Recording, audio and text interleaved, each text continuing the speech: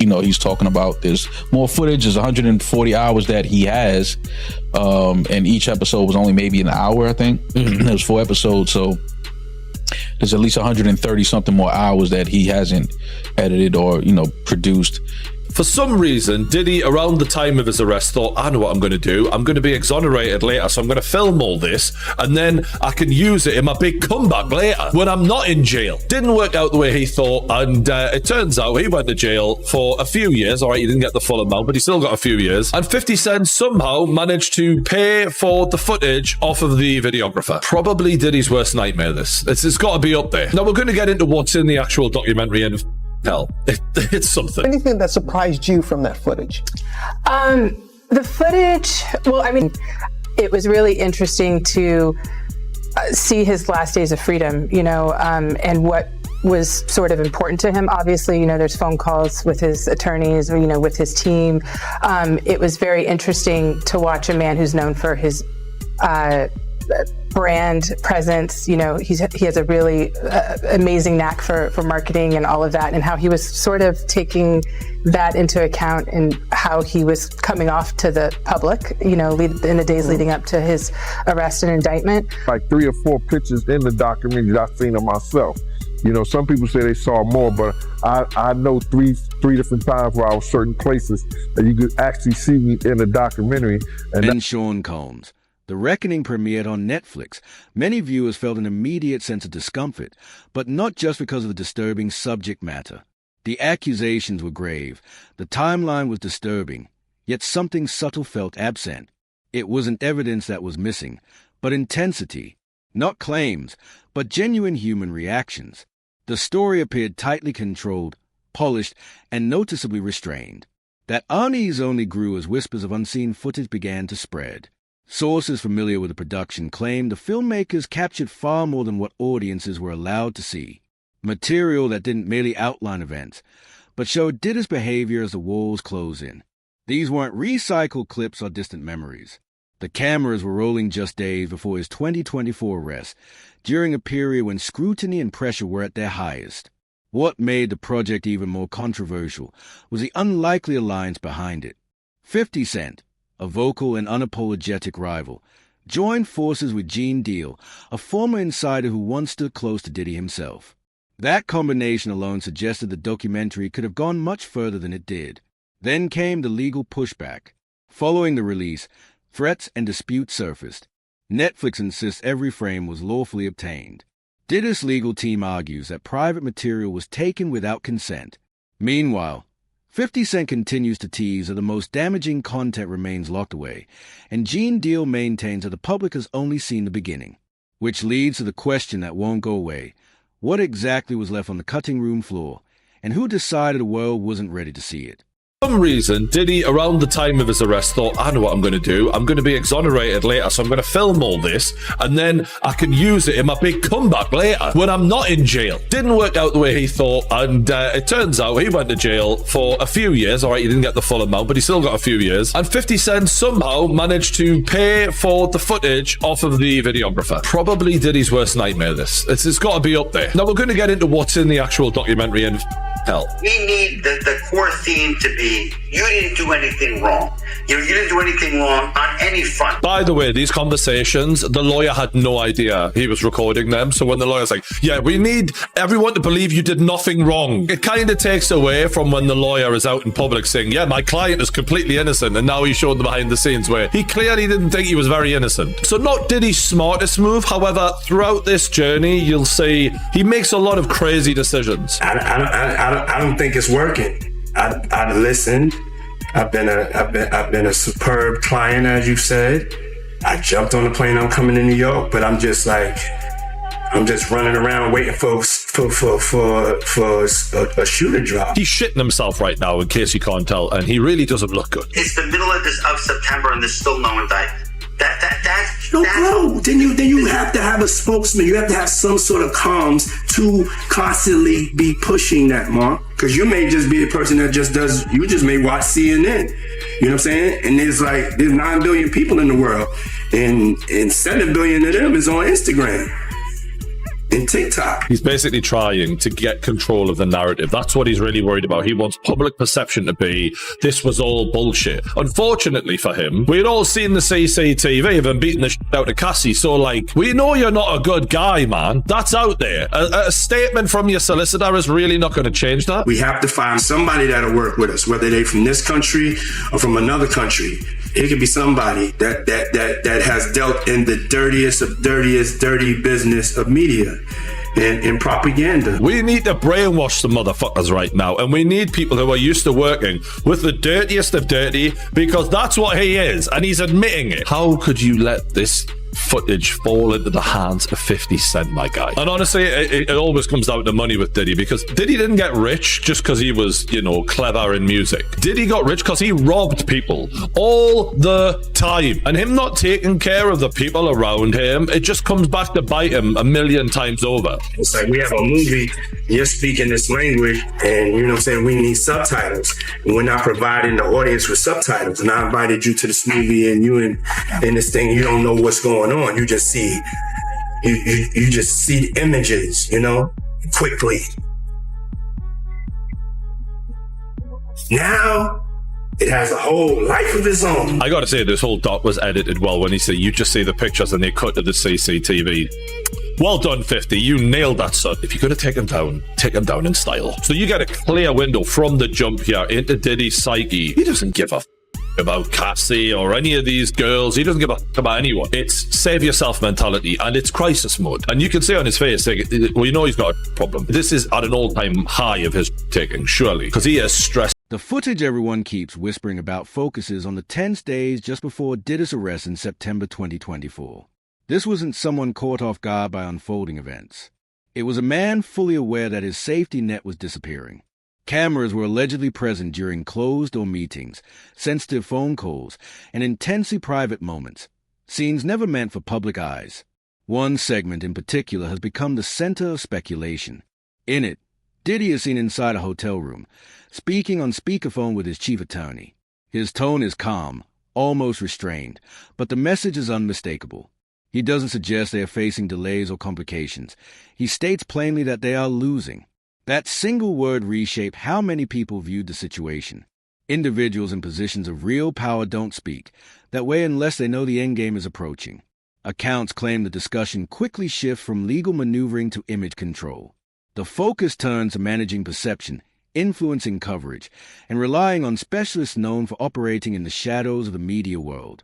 That context helps explain the ferocity of the response from Diddy's legal team after the documentary aired. Their argument is straightforward. These were confidential strategy conversations, never intended to leave private hands. They insist the release of such material crosses ethical and legal boundaries. Netflix reject that claim. So does 50 Cent. What makes the footage so disturbing isn't only the content, it's the timing. It was recorded before the arrest, before the spectacle of court appearances, before everything became public. What it captures is awareness in its rawest form. The moment someone realizes influence, wealth, and secrecy might no longer be enough to stop what's coming. Once viewers grasp that footage like this exists, it's hard to believe what aired was a complete picture. Perhaps the biggest unanswered question is how these recordings escaped in the first place. Reports suggest Diddy had been documenting himself extensively, working on a personal project. He was shaping his own narrative, preserving his version of events, possibly as insurance, possibly for a future release. Instead, those recordings may have become the very thing that exposed how much he already knew. 50, how'd you get it, and what does that scene show? Well, I mean, you're a journalist, Harvey. Harvey, you would not disclose your sources. We usually don't. Yeah, but I got it. Yeah. What he said. and what do you think it conveys? Because we see someone trying to pull the strings and talking about, he would say affecting, others would say manipulating the public views of the allegation. I think that, one big theme of the series is to go behind the scenes to really understand how brilliant you could say Sean Combs is at marketing, at owning his narrative, controlling the narrative at all times. And so why would that stop, when his life is on the line?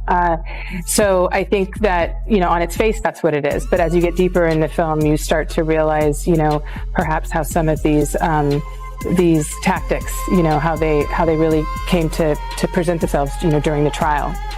You show that his abilities, his early rise. Right. Alexandra, you also give time to victims of the alleged abuse. Some of the cases are in different procedural postures. And you show victims who were women and men. Why is that important? Because, victims of sexual assault, sexual violence,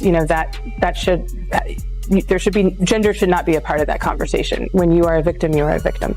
And I think that, this series was a platform in a way for these alleged victims to come forward, give their truth, put context to their situations when so much of it was ripped out, and we just the world was going for the salacious headlines, and they really had the time to tell their story. Yeah, and the film takes us way behind the PR or propaganda machine. You see Diddy the day he's finding out about new suits against him while he's in New York preparing for a possible criminal. Although it was never publicly acknowledged, Diddy's strategy began falling apart out of sight. Deals were left incomplete. Money arrived late. Confidence between parties slowly disappeared. And once trust fractures, recordings stopped being protection and start becoming currency. According to sources, the people behind the cameras found themselves in a gray zone, uncertain of their legal standing and increasingly frustrated by promises that were never kept. Eventually, they allegedly chose to offload the footage. That decision is where 50 Cent Production Circle is said to have stepped in. He has never confirmed how the material was acquired, but has also never denied being aware of what it contains. Instead, he let the rumors breathe. Vague social media posts, sharp humor, carefully timed remarks suggesting he knew more than he was saying. None of it was random.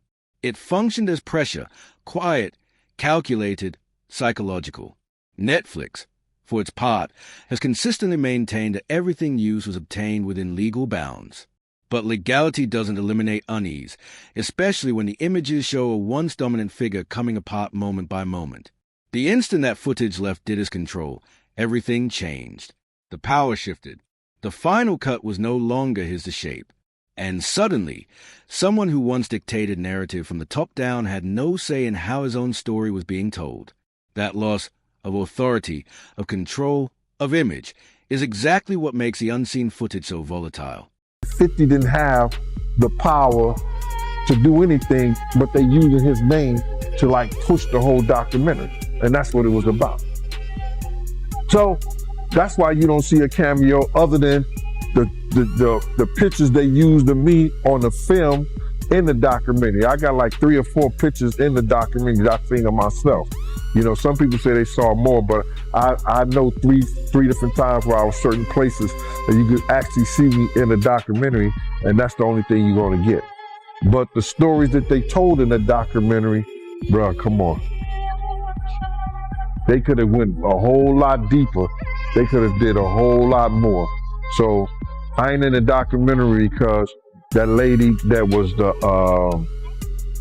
director, I think, what's her name? Alex, Alex Steak. You know her name, Mighty? Yo, Mighty, just give me 1 second. Give me 1 second. I'm gonna look this up, all right? Okay. Her name is Alex Stapleton. The director that I spoke to was Alex Stapleton. She was the one who told me that she was the director, she was the producer, whatever, this, that, and the third, the whole 9 yards, and she was talking mad greasy to me. And listen here, it's no after you talk that kind of talk to me, it's no amount of money she could have paid me anyway for me to get in there. My story is more too valuable, getting in depth with this whole stuff, and it would have helped that documentary a whole lot.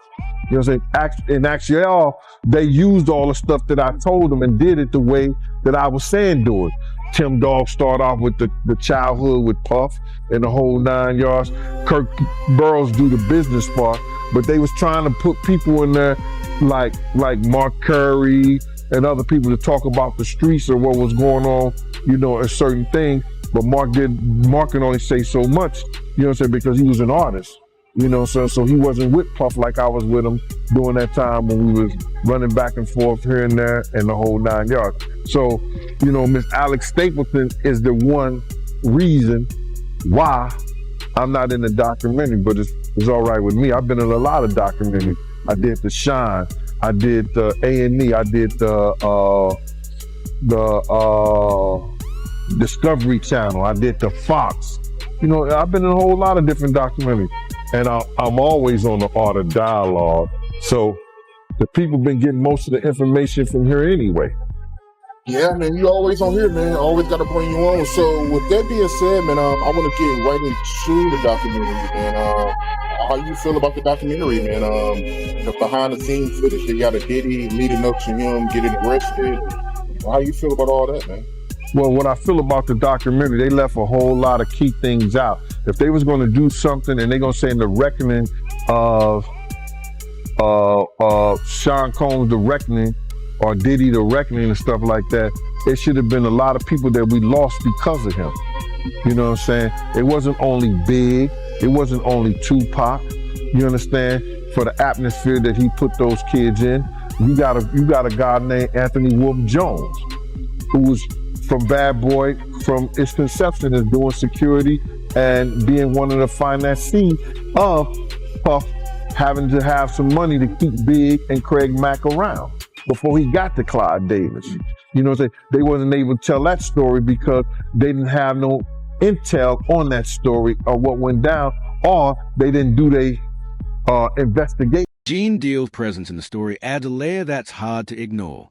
As Diddy's former bodyguard, he has consistently repeated the same assertion. Nothing in Diddy's world ever happened off camera. According to Gene, filming wasn't occasional. It was standard practice. Business meetings were recorded. Public appearances were archived. Even moments that appeared personal were often captured as well. Not for security reasons, not for nostalgia, but for leverage. Gene has suggested that Diddy saw constant documentation as a form of armor, proof of consent, proof of involvement, proof of authority. But once something is recorded, loyalty is no longer required for it to survive. Evidence doesn't forget, and it doesn't take sides. That's why when Gene spoke about the existence of unseen footage, his tone wasn't one of disbelief. There was no shock in his voice. Instead, he sounded almost prepared, as if this outcome had always been inevitable, and he had been waiting for the rest of the world to finally catch up.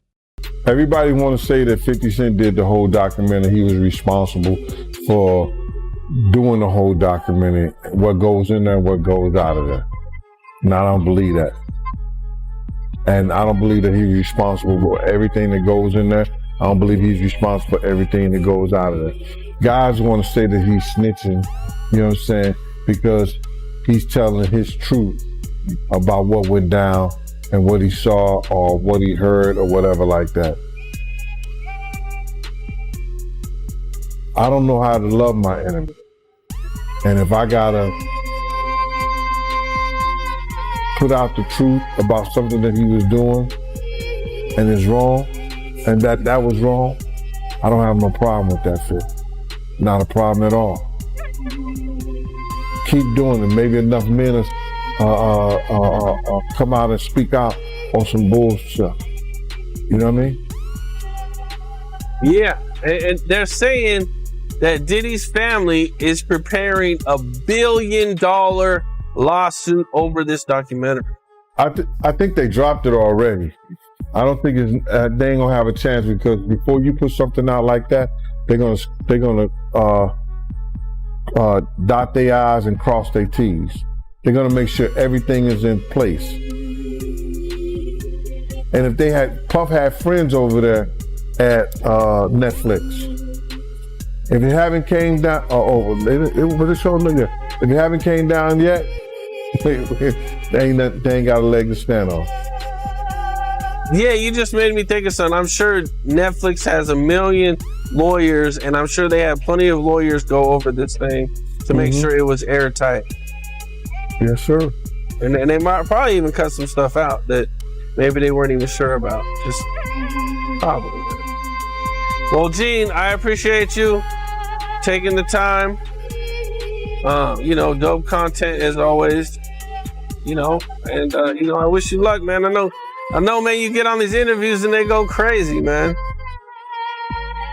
Yeah, man. Listen, a lot of people want to, you know, come at me, and everybody want to find fault in 50, find fault in me, find fault in anybody who's speaking out against the evil that's been going on. But what if I find fault from the person who did it? Find fault for the person who starved their artist. Find fault for the person who led an artist out there to lead to his death.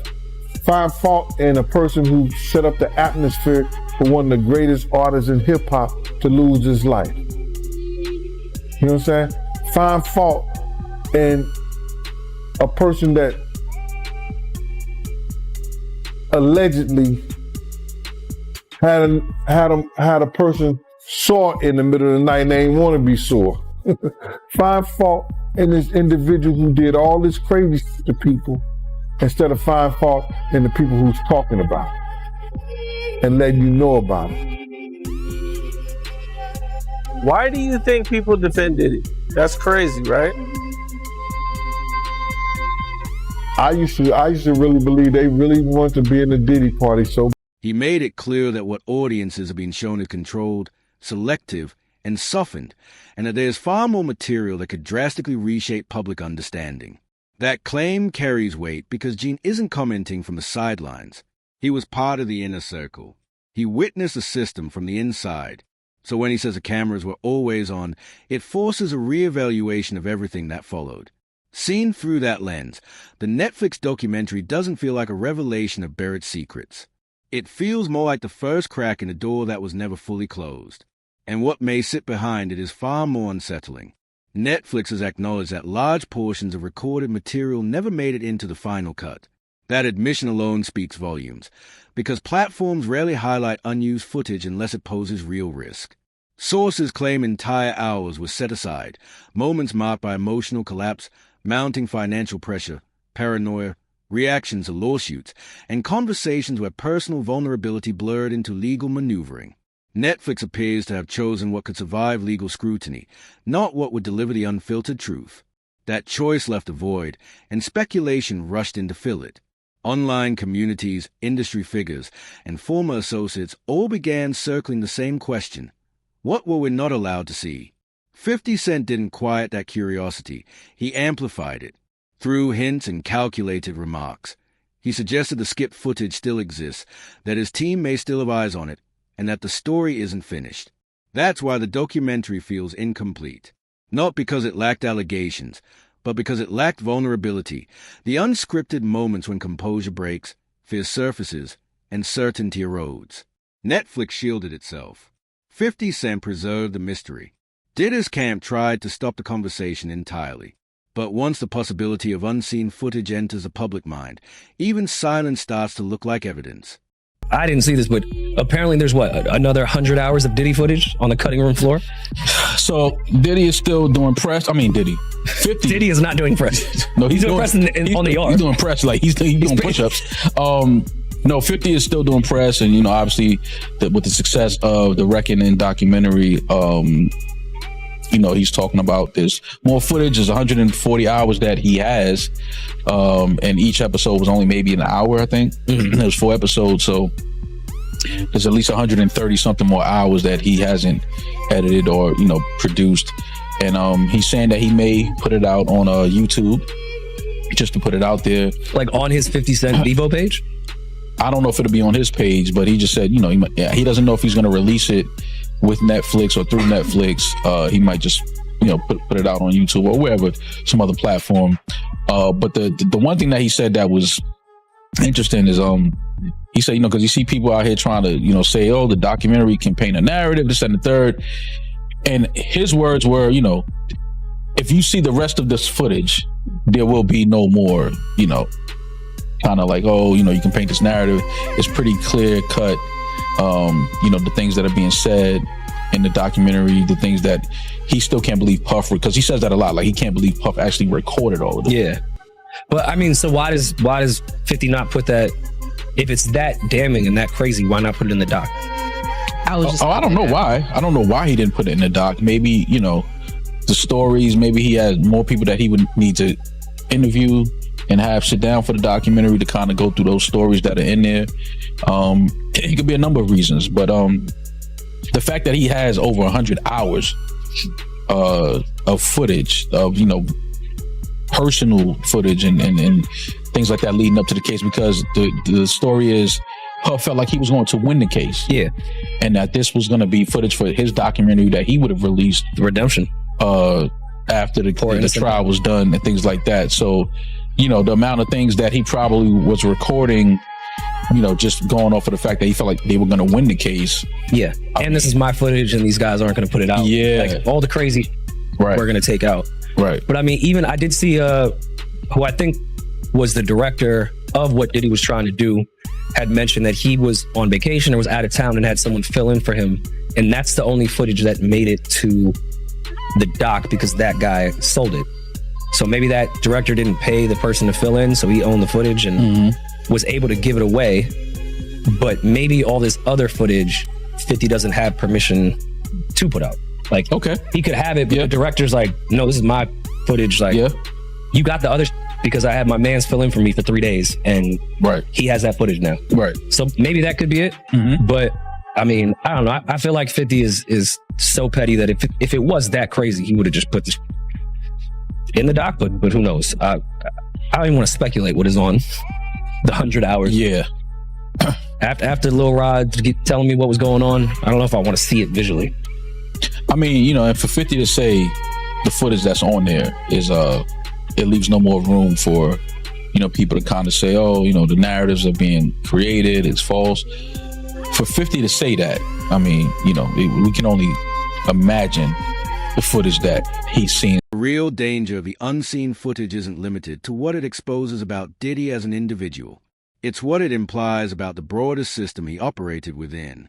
If one influential figure was documenting his life so thoroughly, it forces an unsettling question. How many others were doing the same? For years, cameras in elite circles weren't just tools for preservation. They were leverage. Recordings became a form of power. They secured loyalty, discouraged dissent, and maintained silence. When people knew they were being filmed, behavior changed, even if the purpose of that footage was never fully explained. If the material that never aired truly includes legal planning, emotional unraveling, and closed-door tactics, then it transcends personal controversy. It becomes a window into how authority responds when it senses danger, not through rehearsed statements or media appearances, but in unguarded, private moments. That's why the response from legal teams is so intense. It's not just about protecting one person. It's about preventing a deeper exposure of how influence really works when control starts to slip. Part 7. This goes far beyond the fate of a single individual. It's about setting a precedent. Because if material like this can emerge, then years of carefully curated public images suddenly become vulnerable. People inside the industry understand that reality. That's why the responses have been muted. Why official statements say very little. Why former allies quietly step away without offering reasons. That silence isn't uncertainty, it's strategy. The real concern isn't public judgment over past behavior. It's the possibility that cameras recorded moments that were never supposed to exist outside closed rooms. Conversations that expose how stories are engineered, how accusations are handled, and how influence quietly shifts behind the scenes. If that footage ever comes out in full, it won't just rewrite one narrative. It would drag an entire power structure into view. And that prospect is what truly unsettles those watching from the sidelines. This is no longer simply a story about a film release. It's about who gets to decide what the truth looks like when authority begins to crumble. Cameras were once tools of protection, shaping and preserving an image. Now, they may become the instruments that finally strip that image away. How do you feel about the documentary on Diddy and you and 50? What's going on between both y'all? Me personally, the documentary was incredible, man. Shout out to 50, man. But I know you and 50, y'all got something going on, man. Indeed. So originally, when I heard about the reckoning of Sean Diddy Combs documentary that was produced by 50 Cent, I wasn't going to watch it. and I wasn't going to watch it because, quite frankly, I had grown a little tired of the Diddy case. You know, I had followed it, I had studied it, I had researched it.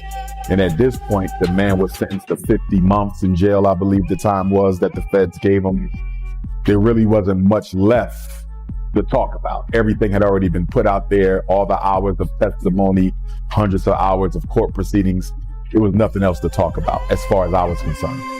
And then people kept texting me. They said, Dr. Umar, you got to see this, you got to see this, you got to see this. So one night, I can't go to sleep. And I decided to go ahead and watch it, and I watched all the episodes. I will say that it appeared to be very well researched from the point of view that 50 Cent wanted to portray. I don't think it was balanced in that you didn't hear anything positive at all about the man, when in fact, despite the horrendous deeds, which cannot be excused at all, I still think it would have been a little bit more credible if it was a little bit more balanced. But with that being said, the documentary was done. And after watching it, well, the first thing I'm going to say is 50 Cent does a good job with documentaries. Putting the fact that I did not appreciate a black man kicking another black man who's already down, putting that to the side, he did a good job with the documentary. Like, I could see 50 Cent doing more of these.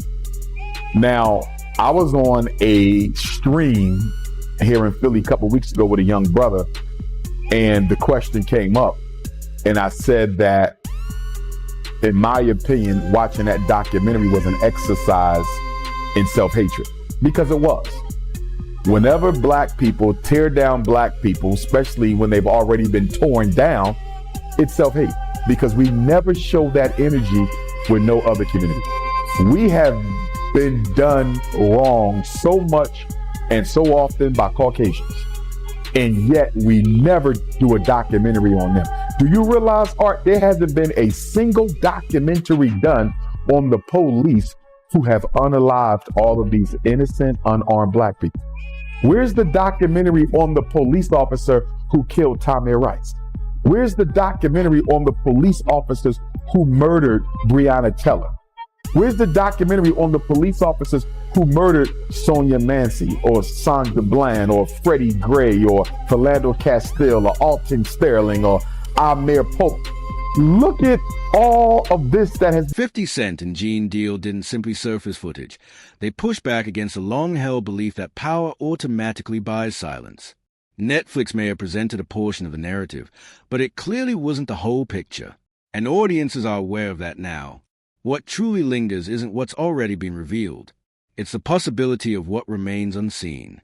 Hours of material kept out of view, secured, unreleased, waiting in the background.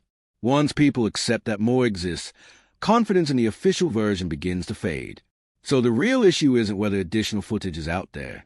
It's this: if it ever emerges, will it validate what many already suspect, or expose something even darker than anyone imagined? Drop your thoughts in the comments below. If you found this video compelling, make sure to subscribe so you don't miss what's coming next. Until then, fam, stay sharp. 50 Cent had a right to make that document. If Puffy did to that woman that 50 used to date the things that people claim he did and allowed to be done to her, even with her permission, you don't do that as a black man. That is conduct unbecoming a black man, and I would have to say that Curtis 50 Cent Jackson was justified in making a documentary art.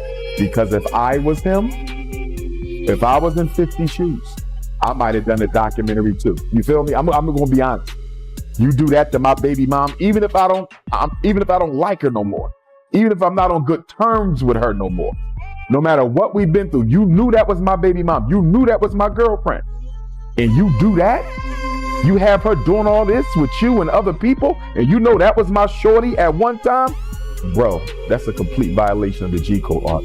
So with that being said, 50 Cent had a personal reason to do that documentary, and I can't say he's wrong for doing it. Now, with that being said, Art, watching that documentary, I came to 3 conclusions.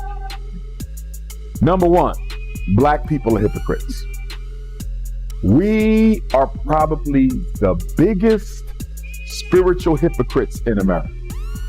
And I'm going to say that, Art, because we are the most spiritual people in America. We are the most religious people in America. We brought religion to America. We gave it to the world. But the reason I say black people, after watching that documentary, have to be the biggest spiritual hypocrites in America, is I'm seeing all these people. And I'm not talking about everybody. I want to be clear. I'm not talking about everybody.